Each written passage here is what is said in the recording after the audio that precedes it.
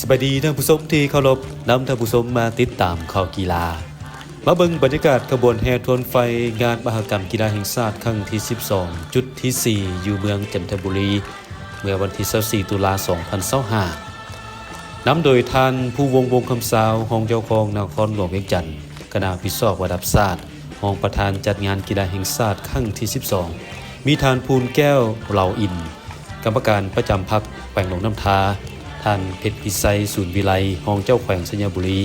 พร้อมด้วยคณะพิศอบที่เกี่ยวข้ององค์การปกครองนครหลวงเวียงจันทน์องค์การปกครองเมืองพนักงานทหารตำรวจผู้อาจารย์นักเรียนและประชาชนบรรดาเผ่าเข้าร่วมอย่างเป็นขบวนฟดฟื้นขบวนเริ่มจากผามไซลักทุ่งหน้าวัดจันทร์มุ่งหน้าไปสู่ผู้ปั้นเจ้าอนุวงศ์เขตส่วนเจ้าอนุวงศ์แคมป์ของ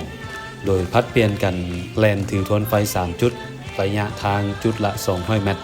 ทางนี้เพื่อผู้กระดมคนขวยให้มวลชนทั่วนครหลวงเวียงจันทน์มาร่วมกันเป็นเจ้าภาพที่ดีเหตุให้งานครั้งนี้ประสบผลสำเร็จอย่างงดงามตามจุดประสงค์และคาดหมายขบวนแห่ทวนไฟงานมหกรรมกีฬาแห่งชาติครั้งที่12ที่นครหลวงเวียงจันทน์เป็นเจ้าภาพจะแห่ไปทั่วทุกเมืองของนครหลวง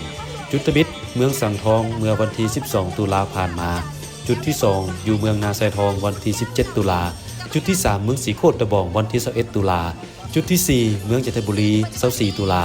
และจุดต่อไปจุดที่5จะไปเมืองศรีสัตนาวันที่28ตุลาที่จะมาถึงนี้ดังนั้นขอเชิญชวนประชาชนลาวบรรดาเผ่ามาร่วมขบวนแห่ทวนไฟ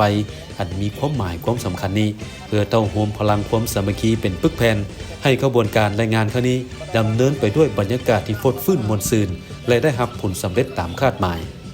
สำหรับงานกีฬาแห่งชาติครั้งที่12นครหลวงเวียงจันทน์เกม2025จะมีพิธีเปิดฉากทางการวันที่15พฤศจิกายนและจะดำเนินการแข่งขันจนไปฮอดวันที่25พฤศจิกายนเป็นมื้อปิดการแข่งขันอย่างเป็นทางการ